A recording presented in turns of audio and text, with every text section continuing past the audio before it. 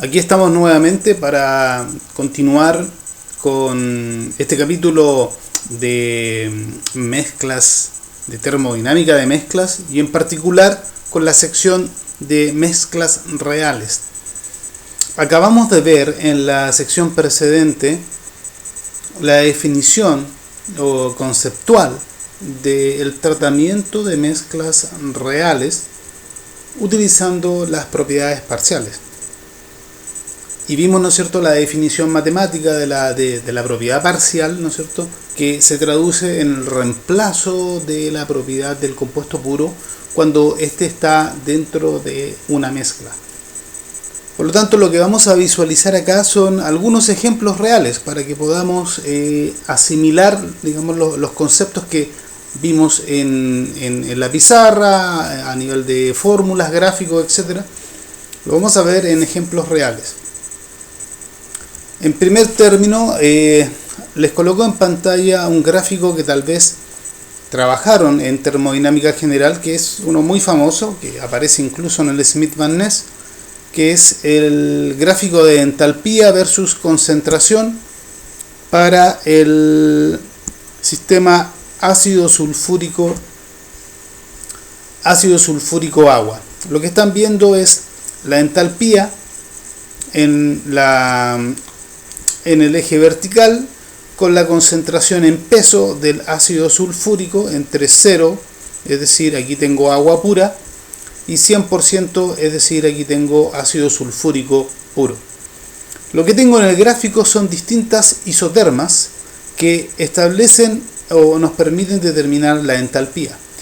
Aquí, en este caso, en el sistema inglés, hay distintas temperaturas, desde 32, que es 0 grados Celsius, hasta una temperatura cercana a los 300, incluso más, 500 grados Fahrenheit. Más o menos la temperatura de los 100 grados Celsius debe estar por aquí, por los 212 Fahrenheit. ¿Por qué muestro esto? Porque lo que vimos es un poco la diferencia que hay entre los sistemas reales, las mezclas reales, y la mezcla ideal. Si me transporto al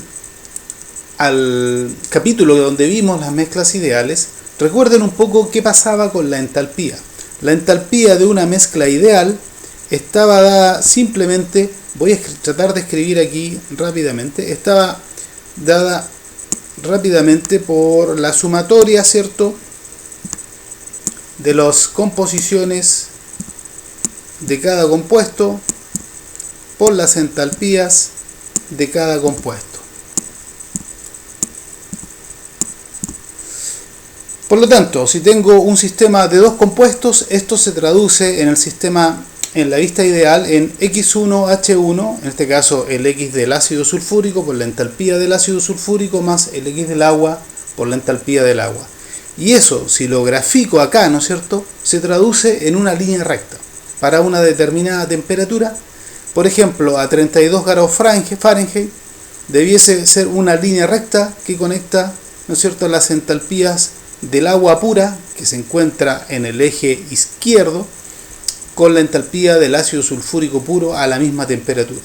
Sin embargo, lo que aparece en la realidad es una parábola, claramente, ¿no es cierto?, o una cónica, ¿no es cierto?, que claramente dista totalmente de lo que es el mundo ideal. Y eso es porque, si recuerdan lo que vimos en el apartado de mezclas ideales, vimos que el cambio de entalpía al generar una mezcla a temperatura y presión constante era 0. Por lo tanto, si no tengo trabajo involucrado, el flujo de calor debe ser nulo. Sin embargo, cuando mezclamos ácido sulfúrico con agua, es evidente y se conoce, si han tenido la oportunidad en el laboratorio, se genera un flujo de calor saliente desde el sistema. Por lo tanto, la mezcla es para nada ideal, y esta curva es lo que está mostrando. Si fuese ideal, entonces sería una línea recta entre la entalpía del agua pura y la entalpía del ácido sulfúrico puro. En segunda instancia, vemos acá un gráfico de volumen de volumen molar para el sistema etanol-agua a la temperatura de 298 Kelvin. Eso quiere decir más o menos 25 grados Celsius, temperatura ambiente. Y lo que podemos ver acá es que tengo la fracción molar de etanol entre 0 y 1, por lo tanto lo que tengo es 100% de agua en este lado, en el lado izquierdo, 100% de etanol en el lado derecho. En la línea azul lo que veo en este caso es el volumen parcial del agua. Y en color rojo el volumen parcial del etanol. Veamos algunas consideraciones. En el eje izquierdo tengo agua pura, ya que es la fracción molar de etanol. Cuando es 0 tengo agua pura, 100% agua. Por lo tanto, lo que estoy leyendo acá, el 18 centímetros cúbicos mol, es el volumen molar del agua pura. Y lo que veo es que a medida que la concentración de agua pura disminuye, o a su vez incrementa la de etanol, el volumen parcial del agua empieza a disminuir claramente, y justamente por lo que habíamos dicho anteriormente. La propiedad del compuesto puro, que en este caso es un volumen molar de 18 centímetros cúbicos mol, empieza a variar una vez que se empieza a realizar la mezcla. Si fuese este el mundo ideal, ese volumen tendría que haber quedado en una línea recta invariante a lo largo de distintas concentraciones. Pero aquí observen que cae rápidamente, ¿no es cierto?, hasta llegar a un mínimo, a una máxima desviación que es alrededor de 14 centímetros cúbicos mol. ¿Qué ocurre cuando el agua se encuentra muy pero muy diluida, es decir, en la condición de dilución infinita? En el otro lado, y leyendo en el eje a la derecha, tengo el valor del volumen molar del etanol puro. Recuerden, en el eje derecho tengo etanol puro, 100% de etanol. El volumen molar del etanol puro es prácticamente 58 centímetros cúbicos mol. Y lo que vemos, si el mundo fuese ideal, es que al momento de mezclar, es decir, la composición de etanol disminuye, debiese quedar en una línea recta. Pero eso no ocurre y tengo una drástica caída. Al principio se mantiene, pero luego cae rápidamente, ¿no es cierto?, para alcanzar un mínimo, con una máxima desviación de alrededor de, tengo que leer a la derecha, será más o menos hasta 53 centímetros cúbicos mol. Entonces podemos visualizar que ambos compuestos, cuando están casi puros, el etanol acá, su volumen parcial se mantiene muy cercano al volumen del compuesto puro, pero luego cae drásticamente, y eso es debido a que empieza a ser influenciado por la presencia mayoritaria de agua. A su vez, y en el sentido contrario, el agua se encuentra muy cerca, digamos, cuando está muy concentrada el agua, se encuentra muy cerca del valor del agua pura, pero a medida que la concentración de etanol incrementa, esto cae drásticamente, ¿no es cierto?, dada la interacción con las moléculas mayoritarias, en este caso de etanol. Finalmente, podemos ver acá un sistema isopropanol-agua, y lo que están viendo son gráficos de entalpía. En este caso están graficados a 328 Kelvin, que debe ser más o menos 50 grados Celsius.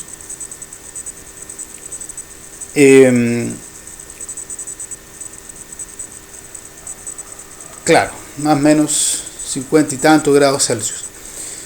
El primer gráfico que tienen a la izquierda es un gráfico de la entalpía de la mezcla en función de la composición de isopropanol. En este caso pueden ver una oscilación bastante extraña, ¿no es cierto? Hay como un mínimo y luego un máximo en la curva.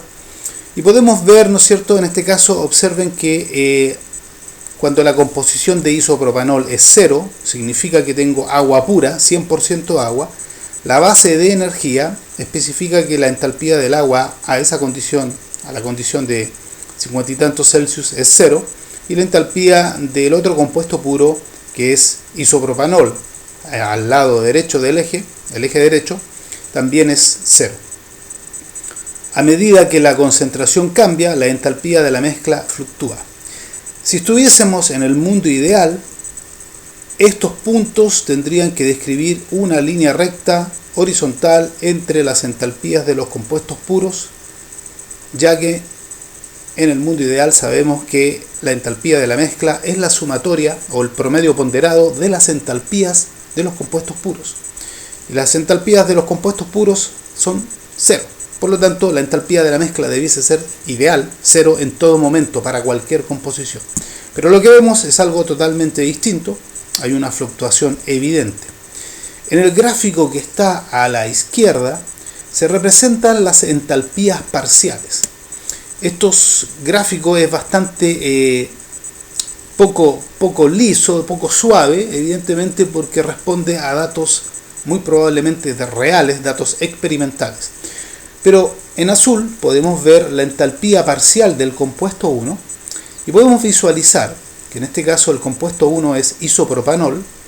Podemos visualizar que cuando la concentración de isopropanol tiende al 100%, la entalpía parcial del compuesto tiende a pegarse y a estar muy cercana, ¿no es cierto?, y llegar finalmente al valor de la entalpía del compuesto 1 isopropanol como si estuviese puro. ¿Y cuál es la entalpía del isopropanol puro? Lo tenemos en este gráfico, 0.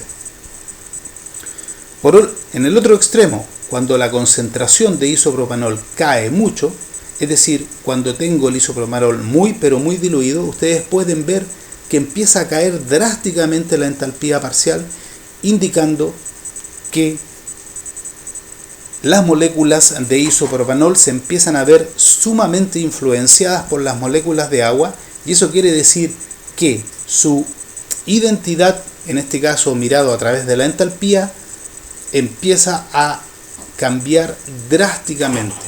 Y observen que la desviación final que tiene a dilución infinita, cuando está muy pero muy diluido, es sumamente distinto, ¿no es cierto? Cae pero drásticamente. El otro compuesto, en este caso la línea de color naranja, que es el agua, ¿cierto?, va en sentido contrario en el gráfico. En el lado izquierdo tengo 0% de isopropanol, 100% de agua, y puedo visualizar que la entalpía parcial tiende a pegarse al valor 0 que corresponde a la entalpía del agua pura. ¿De dónde sale ese valor? De este gráfico que está acá. Aquí tengo la entalpía del agua pura a un valor de composición 0 de isopropanol, es decir, 100% agua. Entonces podemos ver que la evolución de la entalpía parcial del agua cumple con acercarse suavemente al valor de la propiedad del compuesto puro, entalpía del compuesto puro, cuando el agua está en un 100%, pero a medida que empieza a incrementar la concentración de isopropanol, es decir, empieza a meterse moléculas de isopropanol en la mezcla, se empieza a distorsionar el valor respecto al valor original y llega un momento donde alcanza la mayor desviación, que es cuando el agua está muy pero muy diluida, es decir, en la condición de dilución infinita. Ahora, si quiero saber entre el agua y el isopropanol cuál de los dos en el fondo tiene mayor influencia sobre el otro, creo que el gráfico es bastante claro.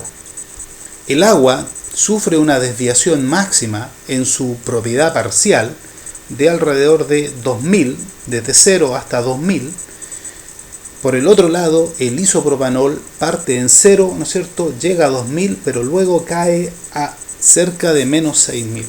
Eso quiere decir claramente que el agua tiene una influencia mucho mayor del punto de vista químico, tiene una influencia mucho mayor sobre las moléculas de isopropanol y las desperfilan con mucho mayor fuerza que en el sentido contrario.